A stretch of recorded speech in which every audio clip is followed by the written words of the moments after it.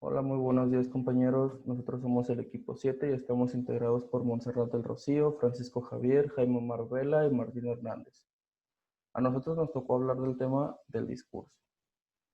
El discurso del poder y el poder del discurso. Es una obra escrita por M. Foucault, filósofo, sociólogo, psicólogo e historiador. Nació en Francia en octubre de 1926 y murió en París el 25 de junio de 1984. Este filósofo es conocido por ser muy controversial de su forma de pensar, ya que era algo extremista. Se le conocía como el filósofo de las tinieblas o de las sombras. En su obra La arqueología del saber, publicada en 1969, es el punto del susodicho filósofo que da a lo que él le llama la arqueología o el método arqueológico. Es un método analítico que había utilizado en forma implícita en trabajos anteriores. En la arqueología del saber, en su premisa del libro, habla sobre los sistemas del pensamiento y el conocimiento que están regidos por reglas. El poder del discurso. En la historia de las ideas marca puntos de discontinuidad entre modos de conocimientos generales, pero la suposición de que estos modos existen como absolutos no deja ver al discurso en total complejidad. Esto quiere decir que, en pocas palabras, el poder de las palabras, valga la redundancia, es demasiado como para poder controlar masas, inclusive para poder cambiar de ideologías a las personas. Entonces, se afirman que los discursos emergen y se transforman no en conformidad con series de visiones del mundo no articuladas en desarrollo, pero conforme a un vasto complejo conjunto de relaciones discursivas e institucionales que son definidas tanto por quebraduras y rupturas como por temas unificados. Esto quiere decir que los temas o los temas que se llevan a cabo en los discursos no tienen que ser específicamente de unión, sino que pueden hablar de rupturas, ya sea por incongruencias en el gobierno, por gente que es radical y que quiere conseguir un conjunto de masas a su favor para hacer cualquier tipo de labor, los puede convencer con el poder de la palabra. Entonces, se define el discurso como la manera de hablar. Por lo tanto, su método estudia solo el conjunto de las cosas dichas en sus emergencias, sin ninguna especulación sobre el todo, el significado colectivo de aquellas declaraciones y lleva su insistencia sobre el discurso en sí mismo, hasta la más básica unidad de las cosas dichas. Entonces, quiere decir que la manera en la que hablas y en la que te expresas es la manera en la que vas a dar a entender tu punto de vista e inclusive la forma en la que los vas a convencer de que piensen de la misma manera que tú o que comparten el mismo idealista, la misma idea.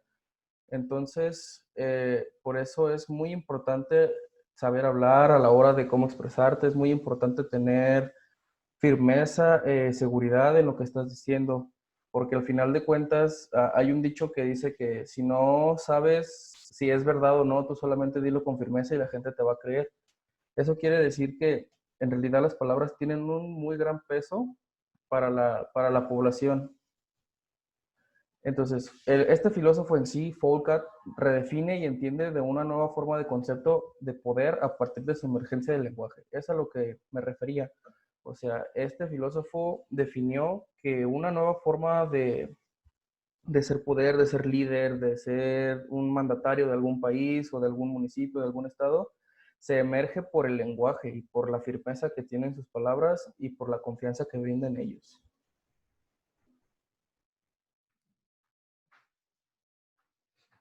Hola, yo les hablaré de la retórica en el discurso. La retórica se configura como un sistema de procesos y recursos que actúan en distintos niveles para poder construir un discurso. Cada uno de estos elementos está relacionado entre sí y todos repercuten en los distintos ámbitos discursivos. A continuación, hablaremos de la composición del discurso, la cual se divide en dos partes, que es la escrita y la oral. Primero hablaremos de la escrita. Esta está compuesta por 3, que es el inventio o invenio. Este tiene la finalidad de establecer y hallar todas las ideas para poder generar nuestro discurso. A continuación sigue el dispositio. Esta es para la preparación de la organización de todos los elementos junto con las ideas para nuestro discurso, es decir, la estructura del discurso. Y por último, el elocutio, que es de la forma por la cual nosotros lo vamos a ordenar nuestro discurso. A continuación, viene la oral. Comenzamos por la memoria. La memorización del discurso depende de 2 tipos de memoria. Del clásico, que es la memoria innata, y la memoria artificiosa. La memoria artificiosa se basa más en procedimientos mnemotécnicos para facilitar el recuerdo. Como nosotros sabemos, un discurso no se trata de pararse y leer delante de todos. No. A continuación viene el lácteo, o también llamado pronuntario. Se ocupa de la declamación del discurso, presentando atención a la modulación de la voz y los gestos que se realizan. Y aquí entra lo que es la dicción y la enunciación. La dicción es la forma de cómo vamos a emplear las palabras para formar nuestras oraciones, ya sea de manera oral o escrita. Cuando se tiene una buena dicción, el empleo de dichas palabras es correcto y acertado. La enunciación se entiende por el conjunto de condiciones de producción de un mensaje, es decir, quién lo emite, para quién, cuándo, dónde, y todos estos elementos nos permiten interpretar el sentido del enunciado.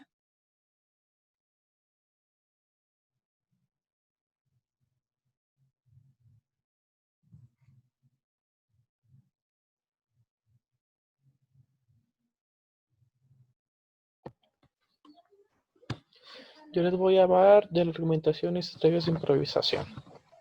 La argumentación del discurso. La argumentación es una variable del discurso con las cuales se pretende demostrar o defender una opinión mediante pruebas y razonamiento. Lo que intenta el emisor del discurso argumentativo es convencer a su receptor de que debe adherirse a su propia opinión. La argumentación puede ser hechos, es el caso de la demostración científica o sobre opiniones. En la primera, los hechos funcionan como conclusión. Se trata de demostrar que determinado hecho se produce en el segundo, adquiere importancia fundamental de las convicciones personales y la creación. Esto es lo que viene siendo la argumentación de un discurso. Las estrategias de improvisación. Si te pones rojo, haz como si nada pasara. Igual el hecho de que te has puesto como tomate al pasar en el punto 2, haces una broma sobre el tema del tipo, vaya, mi sangre ha decidido subir toda la cara, démosle un poco de tiempo que enseguida volverá a su sitio. Apúntate al método adiós miedo escénico para que no te dé vergüenza hablar con un público la próxima vez. Piensa que tienes mucha experiencia en improvisación. No pasa nada, todos los días improvisamos. En realidad nuestra vida es pura improvisación. Cada vez que saludamos o damos una opinión, cada cosa que decimos la estamos fabricando. Y en el momento por ello piensa que no es la primera vez que tienes que hacer, simplemente hay gente adelante. Gana tiempo para que tu subconsciente prepare el discurso. Reforma las preguntas o repite lo que te ha pedido. Por ejemplo, me pedís que diga una palabra en homenaje a nuestro amigo fulanito que tengo aquí a mi lado. Es otra, que todo ello no dure más de 5 minutos. Siempre es mejor pasarse de breve que de extenso.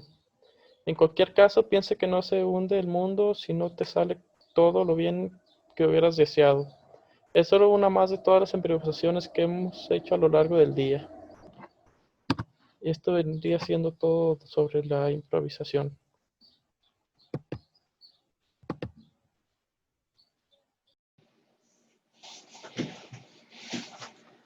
Yo les voy a hablar sobre las estrategias de persuasión. La persuasión es la capacidad para convencer a una persona mediante razones o argumentos para que piense de una determinada manera o haga cierta cosa. Estos constituyen los modos de activar la operación persuasiva del emisor y de organizar el contenido del mensaje a partir de la definición del destinatario y del contexto discursivo icónico y situacional. Técnicas basadas en la simpatía. Estos son algunos ejemplos. Crear una sensación de semejanza y cercanía entre la fuente de persuasión y el receptor. Un ejemplo lo hallamos en gran cantidad de marcas y tiendas que hacen a sus empleados vestir ropa y comportarse de manera informal. Las estrategias de argumentación son aquellos procedimientos que de modo intencional y consciente utiliza el hablante o el escritor para incrementar la eficacia de su discurso al convencer o persuadir al destinatario en una situación comunicativa donde exija argumentación. Ejemplos de estrategias de argumentación. Ejemplificación. Se trata de dar ejemplos concretos que demuestren la validez de la idea. Anécdotas. Consiste en contar una historia personal o de un familiar, amigo, famoso, que muestre y dé fuerza a mi opinión. Esto sería de mi parte.